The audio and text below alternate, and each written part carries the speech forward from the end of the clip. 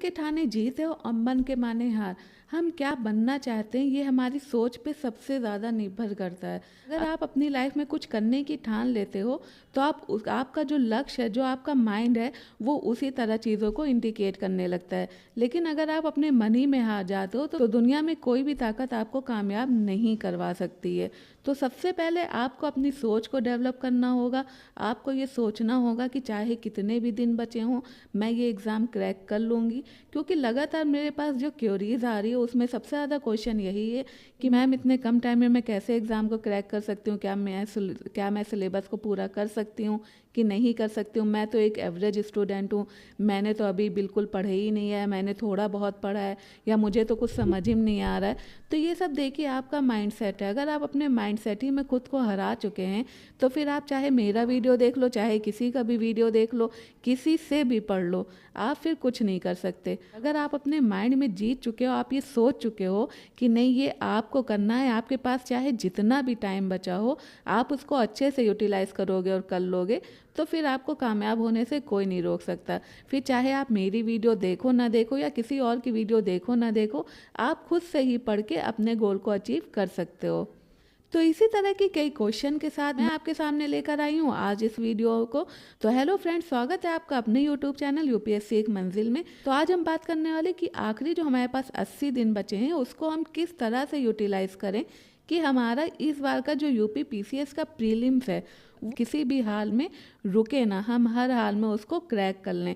तो मेरे पास जो कुछ क्वेरीज आई थी, जो क्वेश्चंस आए थे, उनको आज मैं इसमें लेकर आई हूँ। उसके अलावा अगर आपको लगता है कि इनमें से कोई और क्वेश्चन है जो मुझे बताना चाहिए था या मैंने नहीं लिया या मेरे पास नहीं आया है, तो आप कमेंट बॉक्स में उन क्वेश्चंस को बता दीजिएगा। नेक्स्ट वीडियो में मैं उसके बारे में भी बात कर लूँगी। तो सबसे पहले हम ये देख लेते हैं कि जो मेरे पास क्वेरीज आई थी कि हमें अपना प्लान है कब से कब तक करना चाहिए, हमें कब से कब तक पढ़ना चाहिए। उसके बाद जो सबसे बड़ा क्वेश्चन बाहर किसी का आ रहा है वो ये कि क्या मुझे प्रीलिम्स और मेंस दोनों को साथ में प्रिपेयर करना चाहिए कि मुझे सिर्फ प्रीलिम्स पे फोकस करना चाहिए। तीसरा, हमको डेली कितने आवर्स की पढ़ाई करनी चाहिए कि हमारा प्रीलिम्स निकल जाए। उसके बाद एक क्वेश्चन, एक दुविधा और भी बच्चों में रहती है कि क्या उनको दिन में पढ़ना चाहिए कि रात में पढ़ना चाहिए। कि मोस्टली लोग रात में पढ़ना ज़्यादा प्रीफर करते हैं। उसके पीछे बहुत से रीज़न होते हैं। एक तो सब सो रहे होते हैं और आपको सुकून बहुत रहता है रात में, कोई डिस्टर्ब करने वाला नहीं रहता है सिर्फ आपके अलावा। तो इस वजह से रात में लोग ज़्यादा अच्छे से प्रीफर, और किसी भी तरह की कोई उस टाइम पे कोई जल्दी भी नहीं रहती है, ना तो खाने की टेंशन होती है, ना तो नहाने की टेंशन होती है, ना कहीं आने जाने की टेंशन होती। तो सबको लगता है कि वो टाइम बेस्ट होता है। तो क्या हमको दिन में पढ़ना चाहिए कि हमको रात में पढ़ना चाहिए, तो इसके बारे में मैं बात करूँगी। इसी के साथ ही साथ हम लोग एनालिसिस करेंगे। हालांकि मैंने लास्ट वीडियो में भी एनालिसिस किया था एग्ज़ाम की कट ऑफ को। इस वीडियो में मैं फिर से आपके साथ कट ऑफ को एनालिसिस करूंगी। उसके साथ ही साथ हम ये भी देखेंगे कि सिलेबस क्या है एग्ज़ाम का, हमको कहाँ से पढ़ना चाहिए, कितना कम हमको सोर्सेज प्रीफर करना चाहिए कि हम मल्टीपल टाइम उसका रिवीजन कर लें और हम एग्ज़ाम को क्रैक कर लें। और सबसे बड़ा जो क्वेश्चन आ जाता है वो आता है कि हमको पढ़ना कैसे चाहिए। देखिए, आपको सोर्स भी पता होता है, आपको सब कुछ पता होता है कि आपको कहाँ से पढ़ना है, आपको कहाँ से पढ़ना है, क्या पढ़ना है, लेकिन ये जल्दी कोई नहीं बताता कि आपको पढ़ना कैसे। तो आज हम उसके बारे में बात करेंगे। फिर आपका शेड्यूल क्या होना चाहिए, मतलब आपको किस तरह से आपको अपने टाइम को यूटिलाइज करना है, जो 24 घंटे आपको मिल रहे हैं वो। उसके बाद जो इतने सारे सब्जेक्ट हैं, किस तरह से हम उनको डिस्ट्रीब्यूट करें कि एग्ज़ाम के आने से पहले पहले हम उन सारे सब्जेक्ट को कवर भी कर लें और साथ ही साथ हम उन सब का अच्छे से 2 से 3 बार रिवीजन भी कर लें। फिर हमारा 80 दिन का प्लान जो है वो क्या है, डेट वाइज और डे वाइज क्या रहेगा, उसके बारे में बात करेंगे। उसके बाद साथ ही साथ जो आप लोग को ये रहता है कि आप लोग को कोई डेली टारगेट देने वाला मिल जाए, तो मैं उस पर भी बात करूँगी। और मैंने अभी बोला कि अगर इसके अलावा आपकी और भी कोई क्वेरी है तो आप कमेंट बॉक्स में ज़रूर पूछ सकते हैं। मैं इसको हर हाल में आपका नेक्स्ट वीडियो में लेकर आऊँगी। अगर आपको ये सब चीज़ें जाननी है तो आपको वीडियो को लास्ट तक देखना है।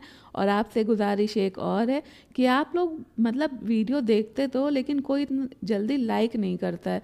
तो ये आप लोग लाइक नहीं करते हो ना, तो इससे एक मोटिवेशन ही नहीं मिलती कि क्या आपको वीडियो पसंद आ रहा है कि नहीं पसंद आ रहा। आप लोग कमेंट करने में भी कंजूसी करते हो। देखिए, लाइक करने में, कमेंट करने में आपका कोई पैसा नहीं जा रहा है, आपको सिर्फ और सिर्फ एक लाइक करना है, ताकि जो सामने वाला इंसान मेहनत कर रहा है उसको थोड़ी सी मोटिवेशन मिले। तो इस वीडियो का जो टारगेट है वो है 1000 लाइक्स। तो आपको क्या करना है, आपको इस वीडियो को ज़्यादा से ज़्यादा लोगों को शेयर करना है, ताकि लोग इस वीडियो का फ़ायदा उठा सके।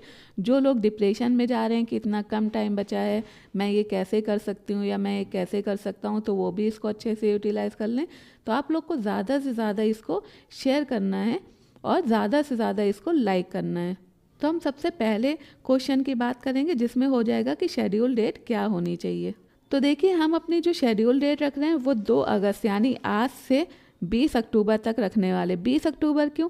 क्योंकि अगर ओवरऑल देखें तो आपके पास 86-87 दिन है। मैंने 21 से 26 तारीख तक का, मैंने 21 से 27 तारीख तक का आपका इसलिए नहीं लिया क्योंकि 27 में तो आपका पेपर ही है। उसके बाद आपका जिस हिसाब से इंफॉर्मेशन आ रही है वो ये आ रही है कि अब पेपर लीक को रोकने के लिए जो सबके सेंटर है वो भी दूर ही जाने वाले हैं। तो आपको 1 से 2 दिन तो अपने सेंटर में भी लग जाएगा। बाकी 3 से 4 दिन आप ऐसे ही हटा दो कुछ ना कुछ सर्टेन होने के लिए। जैसे मैं 2 अगस्त से 20 अक्टूबर तक का टाइम ले रही हूँ। तो अगर 2 अगस्त से 31 अगस्त तक की बात करें तो अगस्त में टोटल आपको 30 दिन मिल जाता है, सितंबर में आपको टोटल 30 दिन मिल जाता है, और अक्टूबर में हम लोग 20 अक्टूबर तक की अगर बात करें तो ओवरऑल हम लोग को 80 दिन मिल जाते हैं अपनी प्रिपरेशन के लिए। तो हम इस 80 दिन को कैसे यूटिलाइज़ करने वाले हैं तो ये हम आगे वीडियो में देखेंगे। तो आपका ये हो गया कि आपको कब से कब तक पढ़ना है। तो आपको 2 अगस्त से लेकर आपको 20 अक्टूबर तक पढ़ना है। फिर आपका क्वेश्चन जो आ रहा है, ये मैंने लास्ट वीडियो में ही बताया था, मैं फिर बता रही हूँ कि क्या प्रीलिम्स और मेंस हमको साथ में लेकर चलना चाहिए कि हमको सिर्फ और सिर्फ प्रीलिम्स लेकर चलना चाहिए। तो देखिए, मैं आपको बता दूं कि अगर आपने प्रीलिम्स को, इससे पहले आपने प्रीलिम्स दिया है और आपका प्रीलिम्स लगातार निकल रहा है, वो रुक नहीं रहा है, तो फिर आप मेंस को लेकर चलो। लेकिन अगर आपको ये लगता है लेकिन अगर आपने इससे पहले प्रीलिम्स दिया है और आप बार बार प्रीलिम्स को फेल कर रहे हैं या 1-2 नंबर से आपका रुक रहा है, तो आप, अब मुझे ऐसा लगता है कि आप मेंस को थोड़ा सा साइड कर दो और आप प्रीलिम्स पे ज़्यादा फोकस करो। बट अगर आपको फिर भी लगता है कि नहीं, आपको थोड़ा बहुत टाइम तो देना चाहिए, तो आप मैक्सिमम अगर मेंस को देना चाहो तो सिर्फ और सिर्फ 2 घंटा इनफ है। वो भी आपको उसमें टाइम देना किसको, ये आपके लिए इम्पॉर्टेंट हो जाता है। तो आपको उसमें टाइम देना है GS 5 एंड 6 को, क्योंकि जहाँ तक मैंने अभी तक एनालिसिस किया है तो मैंने इसमें ये देखा है कि 2023 में GS 5 इंट्रोड्यूस हुआ, उसमें फर्स्ट टाइम पेपर हुआ था, तो लोगों के जो मार्क्स है, जो रैंक है, GS 5 और 6 की वजह से उनकी रैंक पे बहुत बड़ा इम्पैक्ट पड़ा था। तो आपको क्या करना है कि आपको GS 5 एंड 6 को अच्छे से करना है। आप कोई भी, सबसे पहले आप उसका PIQs देखो, ज़्यादा नहीं है, सिर्फ 2023 का है। आपको एक पता चल जाएगा कि किस पैटर्न में क्वेश्चंस पूछे जा रहे हैं। उसमें से फिर किसी एक टॉपिक को सेलेक्ट कर लो कि उसमें से कौन सा टॉपिक है जो कि आपको उठाना है। आप उस टॉपिक को ले लो और आप बुक ले लो एक GS 5 और 6 के लिए, जो मतलब मैंने कई लोगों से सुना है वो बुक ज़्यादा अच्छी है, वो है राकेश सारस्वत सर की बुक। तो आप उसको देख लो, उसमें से आप उस सेलेक्टेड टॉपिक्स को पढ़ लो। उन टॉपिक्स को पढ़ने के बाद जो लास्ट ईयर में क्वेश्चन पूछे गए हैं आप उसको लिखने की कोशिश करो। तो इससे क्या होगा कि एग्ज़ाम आने तक आपका अच्छा खासा पोर्शन जो है GS 5 एंड 6 का तैयार हो जाएगा।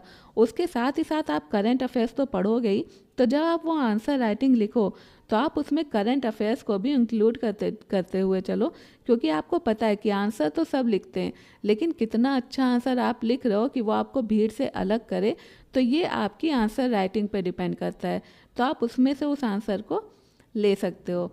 ये हो गया आपका। ये तीसरा क्वेश्चन आपका है, हमको कितने घंटे डेली पढ़ने ही पढ़ना चाहिए कि आपका जो एग्ज़ाम है वो क्रैक हो जाए। तो मेरी नज़र में आपको अगर मिनिमम की मैं बात करूं तो आपको लगभग 10 घंटे अपने डेली टाइम के देने ही देने। मैक्सिमम आपके कन्वीनियंस के ऊपर है कि आप कितने घंटे दे सकते हो। आप 10 घंटे के ऊपर भी दे सकते हो तो सो गुड है। बट अगर साइंटिफिकली देखा जाए तो इतना, मतलब दिन भर आप 15-15 घंटे जो कहते हैं मैं पढ़ रहा हूँ, या मैं 15 घंटे पढ़ती हूँ, या मैं 16 घंटे पढ़ती हूँ, तो हो सकता है उनके पास ऐसा हो कि हाँ उनके माइंड में सब घुस रहा हो। वरना मुझे तो, मैं अपने ऊपर भी अगर रख के देखूँ तो 15 घंटे पढ़ना पॉसिबल नहीं लगता मुझे कि 15 घंटे आप लगातार पढ़ लो और आपको सब समझ में भी आ रहा है, क्योंकि एक टाइम के बाद जहाँ तक मैंने एनालिसिस किया तो उसमें ये है कि कुछ टाइम के बाद चीज़ें जो जो आपका दिमाग वो चीज़ों को उठा के बाहर फेंकने लगता है। तो आपको क्या करना है, आपको डेली 10 घंटे हर हाल में देने हैं। आप इससे ज़्यादा भी दे सकते हो, तो आप मैक्सिमम 12 घंटे कर लो, क्योंकि 10 से 12 घंटे का जो टाइम है वो आपके लिए एकदम सही है। तो आप 10 से 12 घंटे अपने डेली के शेड्यूल को दे सकते हो। अब बात आ जाती है स्टडी टाइम कि हमको दिन में पढ़ना चाहिए कि रात में पढ़ना चाहिए। तो जहाँ तक मुझे लगता है कि भले ही रात में पढ़ना आपको ज़्यादा सुकून देता हो, आपको रात में पढ़ना ज़्यादा अच्छा लगता हो, किसी तरह की कोई डिस्टर्बेंस नहीं रहती है, बट मुझे लगता है कि दिन में पढ़ना, यानी आप रात में अच्छे से सो लो, सुबह आप 3-4 बजे उठ के और तब आप पढ़ना शुरू करो, तो वो आपके लिए ज़्यादा बेटर रहता है। उसके पीछे रीज़न भी है। देखिए, आपका एग्ज़ाम दिन में होने वाला है। आपके एग्ज़ाम की जो टाइमिंग होगी वो आपकी होगी 9:30 से 11:30, और उसके बाद जो आपकी होगी वो आपकी होगी 2:30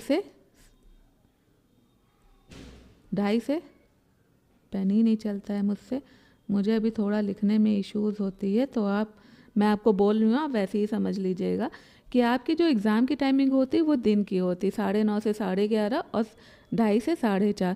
अगर आप अभी से अपनी आदत डाल लेते हो कि अगर आप रात में जगते हो, लेकिन अब आप रात में ना जग के आप सुबह उठ जाते हो और तब आप पढ़ते हो, तो वो आपके लिए बहुत ज़्यादा बेनिफिशियल होगा रात में जगने से ज़्यादा।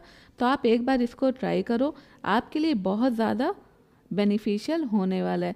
अब हम बात कर लेते हैं कट ऑफ की। मैंने लास्ट वीडियो में भी उसको डिस्कस किया था, लेकिन मैं फिर से आपके सामने डिस्कस कर लेती हूँ। तो कट ऑफ में ये देखना, उसी के साथ हम ये देख लेंगे कितने क्वेश्चंस अटेम्प्ट करने पे आप कट ऑफ को क्वालिफाई कर सकते हैं। देखिए, ये जो सब लोग पूछते हैं ना हमको कितने क्वेश्चंस अटेम्प्ट करना चाहिए, तो ये तो आपका पेपर के नेचर के ऊपर डिपेंड करता है। अगर आपका पेपर टफ आ रहा है तो आपको कम से कम क्वेश्चन अटेम्प्ट करने पड़ सकते हैं। अगर आपका पेपर इजी टू मीडियम आ रहा है तो आप ज़्यादा से ज़्यादा क्वेश्चन अटेम्प्ट कर सकते हैं। तो ये आपके ऊपर डिपेंड करता है, क्योंकि आपको कट ऑफ क्लियर करनी है। अब ये नहीं है कि मैंने बोल दिया कि आपको ज़्यादा से ज़्यादा आप मान लो 100 क्वेश्चन अटेम्प्ट करके आओ, या 120 क्वेश्चन या 130 क्वेश्चन अटेम्प्ट करके आओ, और आपको उसमें नहीं आ रहा, आप ज़बरदस्ती अंधी मारो, तो आप वैसे ही बाहर हो जाओगे ना। तो ये पेपर के नेचर के ऊपर डिपेंड करता है। तो ये बात माइंड में एकदम क्लियर कर लिए कि अगर पेपर टफ आएगा तो सबके लिए आएगा, और इजी आएगा तो सबके लिए आएगा। अगर इजी आएगा तो ऐसा ना हो कि आप उसको पढ़ो ही ना, तो इजी पेपर भी आपको टफ लगे। तो आपको अपने आप को तैयार करना है माइंड सेट के साथ कि जिस हिसाब से पेपर आएगा आप उस हिसाब से क्वेश्चन को अटेम्प्ट करोगे। लेकिन इसके लिए आप प्रैक्टिस कैसे करोगे, आप PYQs लगाओगे। कैसे लगाओगे वो सब मैंने अपने 80 दिन के प्लान में दिया हुआ है, आगे मैं इसको डिस्कस करने वाली हूँ। तो अगर हम 2023 की कट ऑफ की बात करें तो काफ़ी ज़्यादा गई थी, 125। यानी अगर आपने 93 क्वेश्चन से लेकर 94 क्वेश्चन सही करे होंगे तो फिर आप कट ऑफ को क्वालिफाई कर ले जाएंगे। इसी तरह अगर आपका 2022 का देखें तो इसमें 111 कट ऑफ आई थी, यानी सीधे सीधे अगर हम बात करें तो 14 नंबर का डिफरेंस आ रहा है। अगर हम क्वेश्चंस की बात करें तो आपके लगभग 10 से 11 क्वेश्चन का डिफरेंस आ रहा है। उसी के साथ ही साथ 2021 में 115, 2020 में 110, 2019 में 117, फिर आपके देखिए 2018 और 2017 में 126 और 128 कट ऑफ आई थी, और उसके बाद ये जाके आपका यहाँ पे इसका मिला 2023 में 125 कट ऑफ आई। तो यानी आप ये मान के चलो कि आपको हर हाल में 95 से 100 के बीच में अगर आप क्वेश्चन को अटेम्प्ट करते हो, वो भी सही अटेम्प्ट करते हो, तो ही आप कट ऑफ को क्लियर कर पाओगे। तो आपको बहुत ज़्यादा मेहनत करनी है, क्योंकि इस बार का जो एग्ज़ाम है वो बहुत ही ज़्यादा टफ़ होने वाला है। क्यों टफ़ होने वाला है इसके बारे में भी बात हम कर लेते हैं कि इस बार का एग्ज़ाम टफ़ क्यों होने वाला है। तो मैंने लास्ट वीडियो में बताया था, मैं फिर आपको डिस्कस करे दे रही हूँ कि जैसे आपको ये तो है कि कुछ बच्चे ऐसे होंगे जो सिर्फ UP PSC को टारगेट करें, कुछ ऐसे हैं जिन्होंने यूपी पीएससी और यूपीएससी दोनों को टारगेट कर रहे हैं। उन्होंने इस साल का प्रीलिम्स दिया लेकिन उनका प्रीलिम्स क्लियर नहीं हुआ, तो वो भी आपके कंपटीशन में आ गए। उसके बाद कुछ ऐसे बच्चे हैं जिनका प्री क्वालिफाई हो गया और फिर सितंबर में वो मेंस देने के बाद वो भी फ्री हो जाएंगे, तो वो भी आपके कंपटीशन में आ जाएंगे। तो यानी वो तो लगातार पढ़ ही रहे हैं ना। उन्होंने प्रीलिम्स के लिए पढ़ा, नहीं क्वालिफाई हुआ, वो यूपी पीसीएस में लग गए, तो उनकी तैयारी अच्छी खासी हो गई। सेम वैसे ही जिन्होंने प्रीलिम्स को पढ़ा और क्वालिफाई कर गए, फिर वो मेंस के लिए पढ़ लें, तो उनकी तैयारी तो बहुत ही एबव लेवल की हो गई। तो कंपटीशन बहुत ज़्यादा टफ होने वाला है। लेकिन आपको अपने आप को कमतर नहीं समझना। आप ये सोच लो कि आप नहीं कर पाओगे तो आपका कैसे निकलेगा इतने धुरंधर के सामने, तो ऐसा कुछ नहीं है। किसी को नहीं पता कौन कितना पानी में है। जताने तो सब लोग सब जता देते हैं कि हाँ मुझे बहुत आता है, मैं ऐसे कर लूँगी, मैं वैसे कर लूँगी, मैं ऐसा कर लूँगा, वैसा कर लूँगा, लेकिन ऐसा नहीं होता। मैंने हमेशा ऐसा देखा होगा कि जो लोग ज़्यादा बोलते कि हाँ मैं ये कर लूँगा या मैं ये कर लूँगी, तो कहीं ना कहीं वो ज़्यादा जल्दी ढह जाते हैं। तो आपको क्या था, बोलना नहीं है कि आप ये कर लोगे या ये कर लोगे, आपको करके दिखाना है। क्योंकि हर चीज़ का जो जवाब देना ज़रूरी नहीं होता। मेरी नज़र में अगर आपको जवाब देना है तो आप अपने रिज़ल्ट से जवाब दो, ना कि अपनी बोली से। तो ये आपका कट ऑफ हो गया। उसके बाद हम बात करेंगे सिलेबस और सोर्सेज की, और हमको पढ़ना कैसे है, ठीक है। तो अब हम चलते हैं अपने सिलेबस की तरफ। तो मैंने यहाँ सिलेबस में आपका मेंस और प्रीलिम्स दोनों का ले लिया है। तो आपका अगर देखा जाए तो प्रीलिम्स में आपके कितने सब्जेक्ट आ रहे हैं, आपके आ रहे हैं history, polity, science, geography, environment, economy, current affairs और यूपी स्पेशल। यानी ओवरऑल आपके 8 ऐसे सब्जेक्ट हैं जो कि आपको इसमें पढ़ने ही पढ़ने हैं। फिर आपका मेंस में हो जाता है, आपको एस्से का तैयार करना है, हिंदी तैयार करना है। GS1 में आपका हिस्ट्री, सोसाइटी, जियोग्राफी हो जाएगा। GS2 में आपका polity, social justice, international relation, governance हो जाएगा। GS3 में आपका economy, environment, internal security, science and technology हो जाएगा। और GS4 आपका एथिक्स, और GS5 और 6 आपका यूपी स्पेशल हो जाएगा। तो अब आप इसमें से अगर आपको लगता है कि आप मेंस कर सकते हो, हालांकि मैंने आपको बोला था कि आप 5 और 6 करो, बट अगर आपको लगता है कि आप मेंस का कोई एक सब्जेक्ट कोई ऐसा उठाना चाहते हो जो आपको पसंद हो करना, तो आप इसमें से कर सकते हो। इस वजह से मैंने इसको दिखाया है। तो जैसे आपका ये है, तो आपको इन सब्जेक्ट को किस तरह से डिस्ट्रीब्यूट करना है कि आपका जो एग्ज़ाम है वो अच्छे से क्लियर हो जाए। और ये मैंने आपको बताया कि मेंस का अगर आपको पढ़ना है तो मेरी नज़र में आप सिर्फ और सिर्फ GS5 और 6 को पढ़ लो, कि रैंक डिसाइडर बन सकते हैं। तो अगर आप ये तैयार कर लोगे तो बाकी अगर मैंने जैसा कि मैंने आपको अभी ऊपर दिखाया कि इसमें आपका GS1, GS2 और GS3 में कई ऐसे सब्जेक्ट हैं जो कि आपके प्रीलिम्स में भी आ रहे हैं। तो इस तरह से अगर आप करोगे तो आप जो अच्छा खासा टॉपिक जो आप प्रीलिम्स में तैयार कर रहे हो वो मेंस के लिए भी बेनिफिशियल हो जाएगा। तो इस वजह से आपका अच्छा खासा पोर्शन प्रीलिम्स में ही तैयार हो जाएगा। क्योंकि आप देखो तो आपका environment, economy, geography, science, polity, history, ये तो आप पढ़ ही रहे हो। फिर आपके कुछ ही सब्जेक्ट बच जाते हैं, जैसे आपका सोसाइटी हो जाता है, सोशल जस्टिस, इंटरनेशनल रिलेशन हो जाता है, गवर्नेंस हो जाता है, साइंस एंड टेक्नोलॉजी हो जाता है। हालांकि आपको प्रीलिम्स में भी थोड़ा बहुत इससे पढ़ना ही होगा। फिर आपका एथिक्स हो जाता है। तो ये आपका फिर इतना वो नहीं होगा, आप आराम से एग्ज़ाम के बाद इसको कवर कर सकते हो। तो ये है आपका सिलेबस। आप देख लो कि आपको इसको कैसे पढ़ना है, आपको करंट अफेयर्स कैसे पढ़ना है, क्या पढ़ना है, ये सब मैं आगे वीडियो में आपको बताने वाली हूँ। तो अब मैंने आपको बताया कि आपको क्या पढ़ना है, अब मैं आपको बताने वाली हूँ कि आपको कहाँ से पढ़ना है। तो जैसे कि यूपी स्पेशल मेंस के लिए जो मैंने ऐसे देखा, जो मैंने एनालिसिस किया, तो उसमें इनकी बुक सबसे ज़्यादा प्रीफर की जा रही है, राकेश सारस्वत सर की। और मैंने खुद भी इनकी बुक देखी है तो मुझे काफ़ी समझ में आई है। तो आप चाहो तो इनकी बुक रिफ़र कर सकते हो। अदरवाइज़ अगर इनकी इंग्लिश और हिंदी दोनों में, मेरा इंग्लिश मीडियम है तो इस वजह से मैंने इनकी बुक इंग्लिश में मंगाई है। तो अगर आपको लगता है कि इनसे अच्छी और भी कोई बुक है तो आप उसको प्रीफर कर सकते हो, बट मुझे ये सही लगता है। हालांकि जब आप इसको पढ़ोगे ना तो कई ऐसे पॉइंट है जो कि प्रीलिम्स के लिए भी आपके लिए इम्पॉर्टेंट हो जाते हैं। तो अगर आप चाहो तो आप यूपी स्पेशल को यहाँ से भी पढ़ सकते हो प्रीलिम्स के लिए। अदरवाइज़ आप कोई भी कोचिंग का मटेरियल ले लो या यूट्यूब पे कोई वीडियो देख लो तो आप उससे कर लोगे। वरना मुझे लगता है कि जो घटना चक्र की आती है पिक्टोरियल ग्राफिकल करके, तो वो बुक ज़्यादा सही है, उससे आपको अच्छे से समझ में आ जाएगा, तो आप उससे पढ़ सकते हो। अब हम बात कर लेते हैं पॉलिटी के लिए। तो देखिए पॉलिटी के लिए जो आपका ब्रह्मास्त्र है वो तो आप सबको पता है लक्ष्मीकांत है, और उसके बाद आप अगर घटना चक्र कर लेते हो तो फीलिंग से आपका पॉलिटी में कोई भी क्वेश्चन नहीं रुकेगा, आप सब सही कर ले जाओगे। अगर आपको लगता है कि आपके पास ये सब टाइम नहीं है इतना ज़्यादा करने का, तो आप एक काम करो, मैंने अपने खुद के नोट्स बनाए, पर्सनल नोट्स, जिसमें मैंने इन्फोग्राफिक्स यूज़ किया है, ट्रिक्स यूज़ किया है, और उसको काफ़ी शॉर्ट फॉर्म में दिया है। तो अगर आप चाहो तो आप इससे आप मेरे नोट से पढ़ सकते हो। तो अगर आप मेरा नोट्स प्रीफर करते हो तो आपको ये दोनों पढ़ने की नीड नहीं है, और आपको क्या करना है, आपको सिर्फ मेरे नोट्स को पढ़ना है और PIQs को सॉल्व कर लेना है। मैंने अपने नोट्स में PIQs दिए हैं, बट अगर आपको ऐसा लगता है तो आप मेरे नोट्स पढ़िए, इसमें जो PIQs दिए हैं उसको पढ़िए।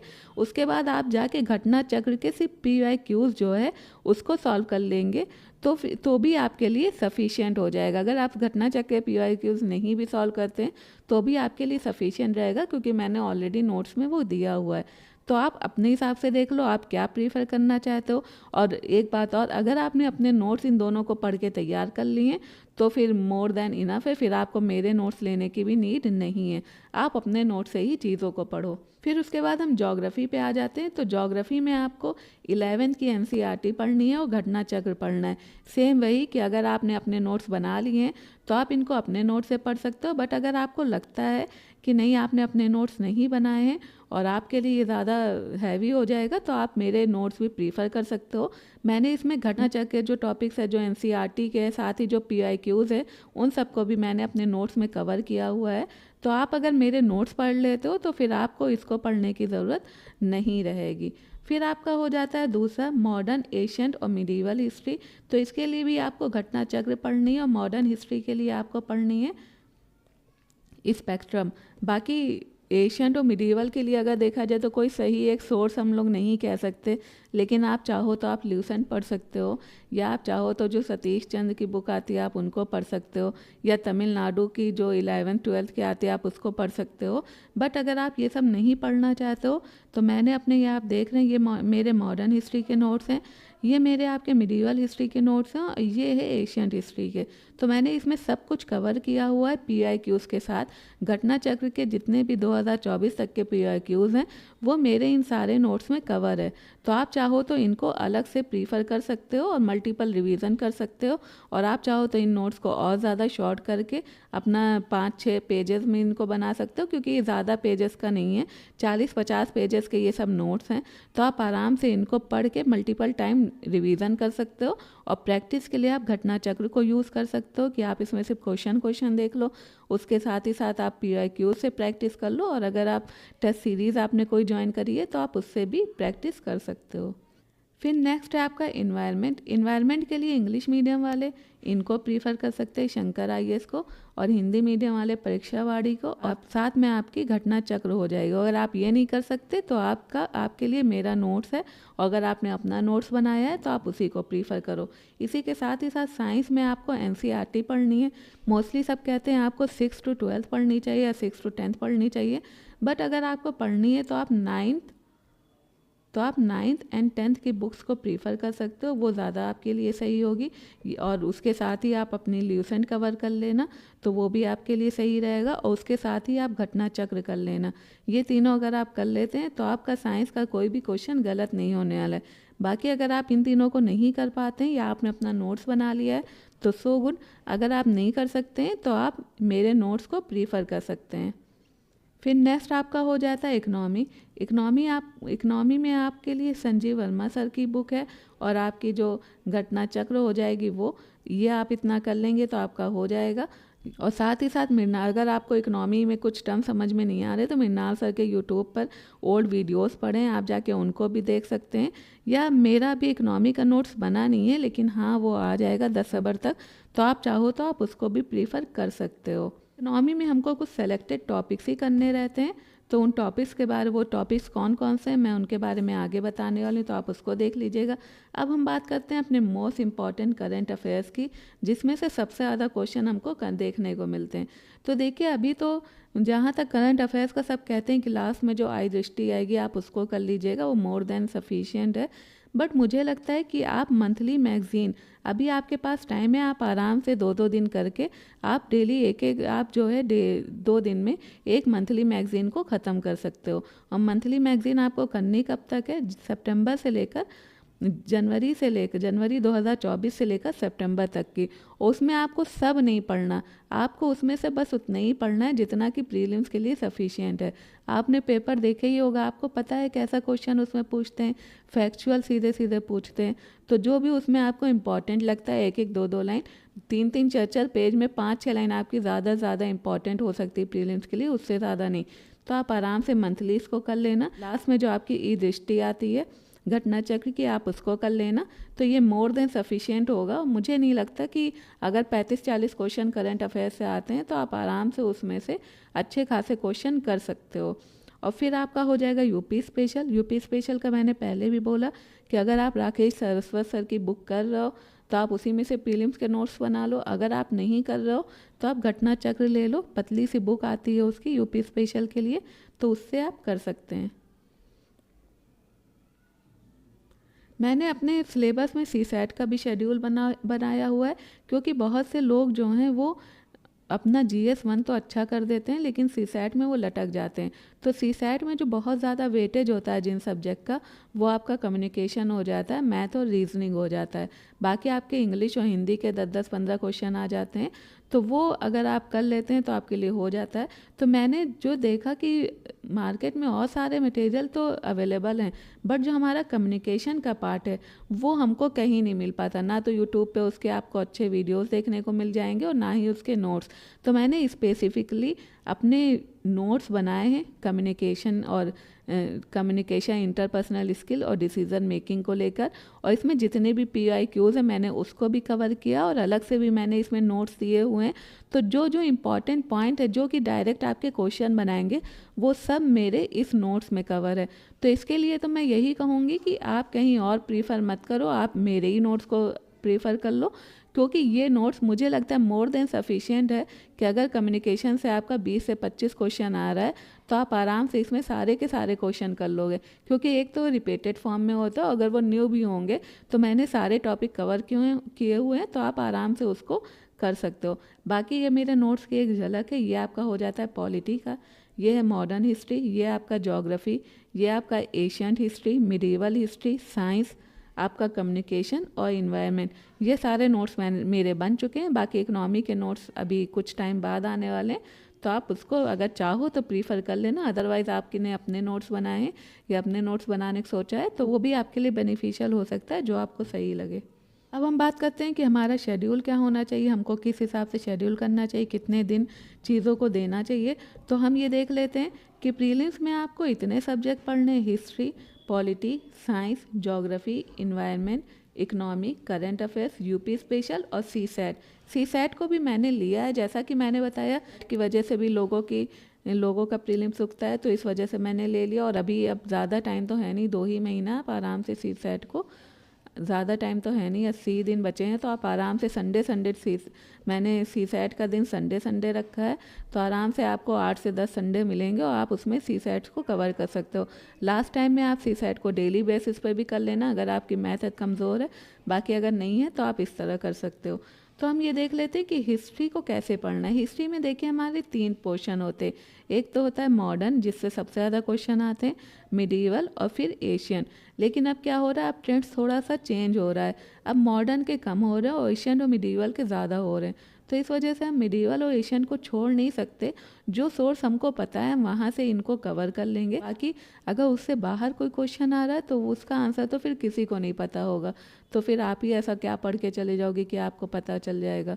तो ऐसा कुछ नहीं, जो आपके पास सोर्स है आप उसको करो, उससे क्वेश्चन आ जाता है तो सो गुड, और नहीं आता है तो फिर वो किसी के लिए नहीं आएगा। वो सिर्फ आप ही ऐसे नहीं हो जो उसको ना अटेम्प्ट करो। तो हिस्ट्री के लिए हमने जो डेज डिसाइड किया वो हो जाएगा आपका 16 दिन का। 16 दिन में आपको 6 दिन मॉडर्न पढ़ना है, उसमें आपको रिवीजन का भी टाइम मिलेगा। कैसे पढ़ना है ये मैं आगे जो है वो कवर करने वाली। उसके बाद आपको मिडीवल के लिए 5 दिन है और एशियंट आपको 4 दिन में कवर करना है। इसमें क्या करना है, 3 दिन आप पढ़ोगे, जैसे मैंने अपने नोट्स के पेज पे डिसाइड किया है कि जैसे मेरे नोट्स मिडीवल के एशियंट के आपके 44 पेज के हैं, तो 3 दिन में हम उसको 13-13, 14-14 पेज करके हम पढ़ लेंगे। उसके बाद हम उसका रिवीजन कर लेंगे PIQs के साथ, तो हमारी एशियंट तैयार हो जाएगी। फिर आपको पॉलिटी के लिए मैंने 10 दिन दिया है, जिसमें 8 दिन आपको पढ़ना है PIQs के साथ। उसके बाद आपको 2 दिन उसका रिवीजन करना है। इसी तरह साइंस का आपका 7 दिन हो जाएगा, ज्योग्राफी के लिए 9 दिन, इन्वायरमेंट के लिए 3 दिन, क्योंकि आपको पता ही इन्वायरमेंट में से कहाँ से क्वेश्चन आते हैं, तो उससे ज़्यादा पढ़ने की ज़रूरत ही क्या है। हमको जब ये पता चल जाता है ना कि हमको क्या नहीं पढ़ना है, तो हमारे लिए पढ़ना ज़्यादा आसान हो जाता है। फिर आपको इकोनॉमी, मैंने बताया कि कुछ सेलेक्टेड टॉपिक ही हैं जिससे इकोनॉमी से क्वेश्चन आते हैं, तो आपको किसने बोला कि आप पूरा उठा के रमेश सिंह पढ़ डालो, आप वही पढ़ो ना कि जो एग्ज़ाम में आने वाला है। फिर है आपका करंट अफेयर्स, तो करंट अफेयर्स आपको डेली पढ़ना है। कब तक पढ़ना है, 10 से 15 अक्टूबर तक। हालांकि पेपर उससे पहले ही बन जाता है, लेकिन फॉर सेफ्टी पर्पस हम लोग 10 से 15 अक्टूबर तक के जो भी करंट अफेयर्स है उसको कवर कर लेंगे। यूपी स्पेशल को आपको सिर्फ और सिर्फ 3 दिन देने हैं और CSAT आपका चलेगा संडे में। तो ये हो गया आपका शेड्यूल कैसे पढ़ना है। बाकी आगे देखते हैं। मैंने आपका शेड्यूल भी देख लिया और सब्जेक्ट को किस तरह से डिस्ट्रीब्यूट करना है हमने वो भी बता दिया कि हमको किस सब्जेक्ट को कितना टाइम देना है। अब हम आगे बढ़ने वाला अपना मोस्ट इम्पॉर्टेंट पार्ट इस वीडियो का, जो कि हो जाएगा 80 दिन के प्लान को लेकर, और उसमें डेली टारगेट भी मैंने सब कुछ लिखे हुए हैं डेट वाइज विथ कैलेंडर, जो कि मैंने स्टार्टिंग में आपको दिखाया था। तो अब हम बढ़ते हैं अपने सबसे इम्पॉर्टेंट पोर्शन की तरफ। उससे पहले हम ये देख लेते हैं कि हमको पढ़ना कैसे। हालांकि मैंने आपको बता दिया है कि अगर हमको ये पता हो कि हमको क्या पढ़ना है के साथ साथ अगर हमको ये भी पता हो कि हमको क्या नहीं पढ़ना है, तो पढ़ना आसान हो जाता है। आपको करना क्या है, आपको कोई एक टॉपिक उठाना है जो कि आपको इम्पॉर्टेंट लगे, उस टॉपिक को आपको अच्छे से पढ़ना है। फिर उसके ऊपर जितने भी PIQs आए हैं घटना चक्र के, आप उसको सॉल्व कर लो। अगर आपके पास घटना चक्र नहीं है तो आप क्वेश्चन पेपर डाउनलोड कर लो UP PCS के ओल्ड वाले, आप उसमें से जो उस टॉपिक से रिलेटेड क्वेश्चन आए आप उसको सॉल्व करने की कोशिश करो। साथ ही साथ अगर आपको और प्रैक्टिस करना है तो आप उस टॉपिक को गूगल पे डालो, और जैसे मान लीजिए आपने डाला 1857 रिवॉल्ट MCQs फॉर एग्ज़ाम्स, तो वहाँ पे आपके क्वेश्चंस आ जाएंगे। जैसे GK टुडे में भी क्वेश्चन आ जाएगा टॉपिक वाइज, तो आप जाके वहाँ से भी उसको सॉल्व कर सकते हैं।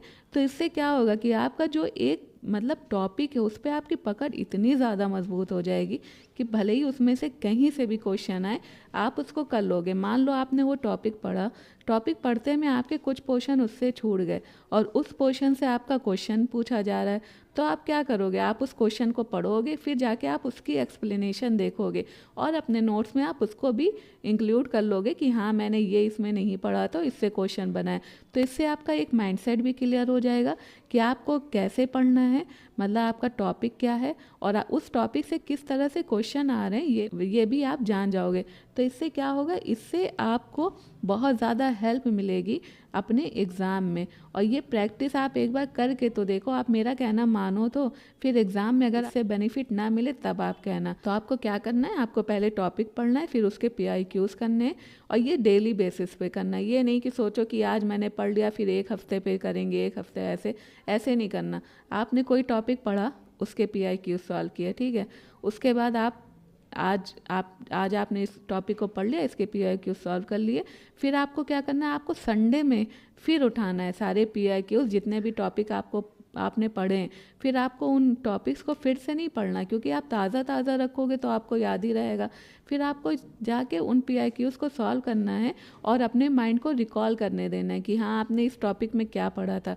फिर देखो कि आपको कितना रिकॉल रहता है, आपको याद है कि नहीं याद है। अगर आपको लगता है कि नहीं आपको और ज़्यादा अच्छे से पढ़ने की ज़रूरत है तो आप संडे में उस टॉपिक को और अच्छे से पढ़ लो। तो फिर आप खुद ही जान सकते हो। जब मुझे कहने में ये लग रहा है कि आप उस टॉपिक को नहीं भूलोगे, तो जब आप उस चीज़ को करोगे तो आप वैसे ही आप क्लियर हो जाओगे, कॉन्फिडेंट हो जाओगे कि अब तो ये टॉपिक से कोई भी क्वेश्चन आ जाए मुझसे छूटने वाला नहीं है। तो आपको इस तरह से पढ़ना है, पहले टॉपिक पढ़ो और फिर PIQs करो। बहुत से लोग PIQs से भी टॉपिक पढ़ते हैं, वो भी तरीका उनका ठीक है, तो आपको जैसा भी सही लगे। लेकिन हाँ, आपको ये ज़रूर एनालिसिस कर लो कि कौन सा टॉपिक है जिससे सबसे ज़्यादा क्वेश्चन आ रहा है। अब हम देख लेते हैं अपने 80 डेज प्लान के बारे में कि उसकी क्या स्ट्रेटजी होनी चाहिए, किस तरह से आप उसको बेस्ट तरीके से यूटिलाइज़ कर सकते हैं। तो मैंने इसको अपने नोट्स के पेजेस से डिवाइड किया है। आप चाहो तो आपने जितने आपका जो नोट्स है आप उसके पेजेस से भी डिवाइड कर सकते हो, या आप बुक के पेजेस से डिवाइड कर सकते हो, या आप उसको टॉपिक वाइज से भी डिवाइड कर सकते हो। तो मैंने जैसा कि मैंने आपको बताया था कि मैंने मॉडर्न हिस्ट्री, एशियन और मिडीवल तीनों को मिला के टोटल 16 दिन दिए हैं। तो इसे मैंने शुरू किया है 2 अगस्त से, जिसमें हम पढ़ेंगे मॉडर्न हिस्ट्री का 13 पेज, क्योंकि मॉडर्न हिस्ट्री टोटल 67 पेजेस की है उसको। तो इसके नोट्स को मैंने डिवाइड किया है कि टोटल हम 13 पेज पढ़ेंगे। कब तक? इसको हम पढ़ेंगे 2 अगस्त से लेकर 6 अगस्त तक। उसके बाद साथ में हम इसका रिवीजन करेंगे। देन हमारा मिडीवल शुरू हो जाएगा, उसी तरह एशियन, और फिर हम क्या करेंगे, संडे में हम लोग सीसैट के कम्युनिकेशन को देखेंगे। इसके नोट्स भी बहुत कम पेजेस के हैं, जिसको हम 2 संडे में कवर कर लेंगे। उसके बाद हम पॉलिटी देखेंगे। पॉलिटी के बाद हम उसको रिवाइज करेंगे उसके PIQs के साथ। फिर हम इसमें आ जाएंगे साइंस। तो यानी अगस्त में आपका मॉडर्न, एशियन, मिडीवल, पॉलिटी और साथ ही साथ कम्युनिकेशन सीसैट का और आपका साइंस का 2 दिन कवर हो जाएगा। नेक्स्ट हम बात कर लेते हैं सितंबर की, जिसमें सीसैट में हम लोग का कम्युनिकेशन तो हो ही गया, सम कम्युनिकेशन, इंटरपर्सनल स्किल्स और डिसीजन मेकिंग। अब हम लोग पढ़ेंगे इसमें हिंदी।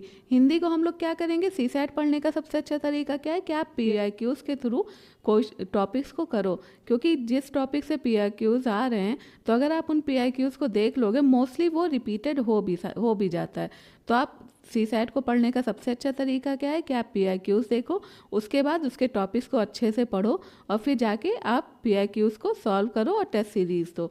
तो इसके साथ ही साथ हम साइंस का देख लेते हैं। हम इसमें साइंस कवर करेंगे कब तक, 6 सितंबर तक। फिर हम आ जाएंगे ज्योग्राफी में। ज्योग्राफी हमारा चलेगा 17 सितंबर तक, जिसमें हम लोग ज्योग्राफी का रिवीजन भी कर लेंगे। तो इस तरह हर सब्जेक्ट का हमारा 2-2 बार रिवीजन हो रहा है। सीसैट में हम लोग क्या करेंगे, संडे में सीसैट में हम लोग इंग्लिश करेंगे। हम लोग इस वजह से हर संडे में सीसैट के टॉपिक्स को कवर कर रहे हैं क्योंकि हम लोग PIQs के थ्रू टॉपिक को कर रहे हैं। अगर आप संडे में इसको आराम से कर लेते हो तो वो आपके लिए सफिशिएंट होगा। और बाकी अगर आपका कुछ बैकलॉग बन जाता है किसी सब्जेक्ट को लेकर, तो वो भी आप संडे में कंप्लीट कर सकते हो। फिर हम लोग नेक्स्ट संडे में करेंगे रीजनिंग को भी हम लोग PIQs की मदद से ही देखेंगे। फिर उसके बाद हमारा ज्योग्राफी के बाद आ जाएगा एनवायरनमेंट, जिसको हम 3 दिन देने वाले हैं। और फिर इकोनॉमी में मैंने आपको बताया था इंपॉर्टेंट टॉपिक्स। जैसे आपका इंपॉर्टेंट टॉपिक इसमें हो जाता है 5 ईयर प्लान्स आपके हो जाएंगे, सस्टेनेबल डेवलपमेंट गोल्स हो जाएंगे, पॉवर्टी हो जाएगा, पॉपुलेशन बेसिस जो हो जाएगी, जो कमीशन हो जाएंगे, जो ऑर्गेनाइजेशन हेडक्वार्टर हैं। तो ये सब कुछ आपके इंपॉर्टेंट टॉपिक है। इन्हीं टॉपिक में से आपके इकोनॉमी के क्वेश्चन आते हैं। तो अगर आपको टॉपिक चाहिए होगा तो टेलीग्राम पर मैं उस टॉपिक को शेयर कर दूंगी, आप उसको डाउनलोड कर लीजिएगा। फिर हम लोग क्या करेंगे कि सीसैट हमारा 22 सितंबर तक कंप्लीट हो जाएगा। फिर हमारा बचेगा सिर्फ और सिर्फ मैथ। अगर आपकी मैथ अच्छी है तो सो गुड, अगर आपकी मैथ नहीं अच्छी है तो मैथ में कुछ इंपॉर्टेंट टॉपिक्स है, जैसे जिससे कि क्वेश्चन बनते हैं। जैसे आपका नंबर सिस्टम हो गया, आपका एवरेज हो गया, आपका रेशियो हो गया, परसेंटेज हो गया, उसमें आपका टाइम एंड स्पीड हो गया।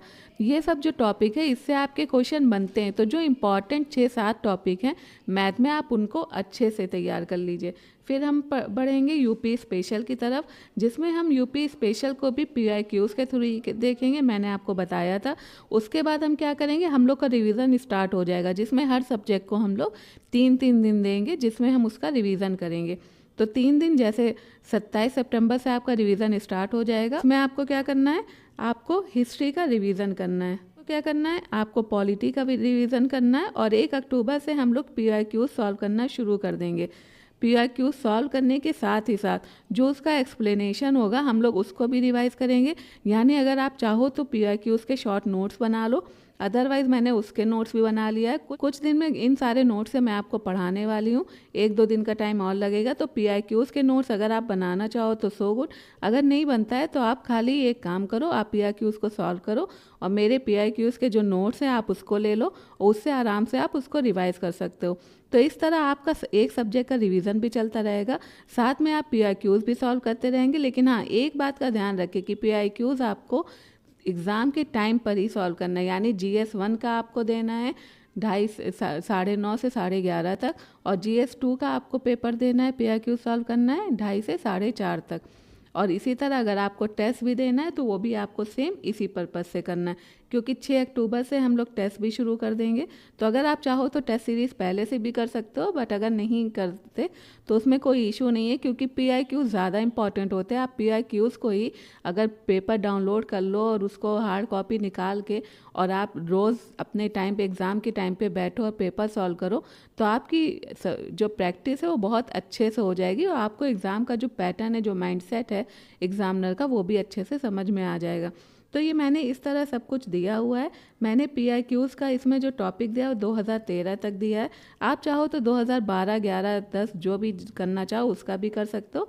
और फिर हम लोगों ने रिवीजन रखा और फाइनली आपका आ जाएगा एग्ज़ाम डे। तो आपको क्या करना है, आपको इन 50 दिन में 50 दिन आपको अपनी पढ़ाई का रखना है विद रिवीजन एंड PIQs। उसके बाद 30 दिन आपको रिवीजन और PIQs और प्लस टेस्ट अगर आप देना चाहो तो सो गुड, तो वो आपको लेकर चलना है। तो इस तरह से आप अपने शेड्यूल को डिवाइड कर सकते हो। लास्ट 80 डेज़ हमको क्या देखना है, मैंने आपको ऊपर बता दिया, एक ओवरव्यू दे देती हूँ कि आपको मिनिमम 10 घंटे पढ़ना है। मैक्सिमम आप जितने घंटे पढ़ना चाहो वो आपकी कन्वीनियंस के ऊपर है, लेकिन 10 घंटे आपको हर हाल में पढ़ना ही पढ़ना है। बाकी आपको पेपर GS 5-6 को अगर आप करना चाहो तो आप करो, अगर मेंस की तैयारी करनी है उसमें आपको PIQs को ऑब्जर्व करना है, कोई एक टॉपिक सेलेक्ट करना है, फिर उसको रीड करना है, रिवाइज करना और देन उसकी आंसर राइटिंग करनी है। और इसको आप ज़्यादा से ज़्यादा 2 घंटे दो। उसके बाद करंट अफेयर्स को आपको कम से कम 2 घंटे देना है और ज़्यादा से ज़्यादा वो आपके ऊपर डिपेंड करता है। और GS जो प्रीलिम्स है, प्रीलिम्स के लिए जो आपको GS पढ़ना है उसको आपको कम से कम 5 से 6 घंटा देना ही देना है। बाकी आपको लगता है और देना चाहिए तो वो आपके ऊपर डिपेंड करता है, आप अपने हिसाब से देख लो। तो आपका जो डेली का शेड्यूल है वो इसी तरह रहेगा कि आपको GS मेंस में GS 5-6 को करना है जिसमें आपको 2 घंटे देने, 2 घंटे आपको करंट अफेयर्स को देने हैं। और प्रीलिम्स के लिए जो GS आप पढ़ लो, चाहे हिस्ट्री या ज्योग्राफी हो, मैंने शेड्यूल ऑलरेडी ऊपर दिया हुआ है, तो उसको आपको एटलीस्ट 5 से 6 घंटे देने हैं। और इसको आप स्लॉट में डिवाइड कर लीजिएगा। स्लॉट आपको पता ही है, यानी अपने टाइम को छोटे छोटे स्लॉट में आप डिवाइड कर लेंगे तो आपको पढ़ते टाइम बोरियत नहीं होगी। आप अपना 50 मिनट पढ़ो, 10 मिनट आप उसको रिकॉल करो, तो इससे आपका माइंड भी शांत रहेगा और आप रिकॉलिंग की जो पावर है वो भी आपकी स्ट्रांग हो जाएगी। तो ये मेरा आज का वीडियो है। आपको मेरा वीडियो कैसा लगा कमेंट बॉक्स में बताइए। नेक्स्ट वीडियो आपको किस टॉपिक पे चाहिए, कौन सा क्वेश्चन ऐसा है जिसका आंसर नहीं मिला और आप उसको जानना चाह रहे हो तो वो भी कमेंट बॉक्स में बताइए। और बाकी आप मेरे टेलीग्राम चैनल से जुड़ सकते हैं, वहाँ पे आपको मेरे सारे नोट्स भी मिल जाएंगे, तो आप मेरी टेलीग्राम चैनल को ज्वाइन कर लीजिएगा। उसका लिंक मैंने डिस्क्रिप्शन बॉक्स में दे दिया है। तब तक के लिए अपना ख्याल रखें, पढ़ते रहें। Thank you.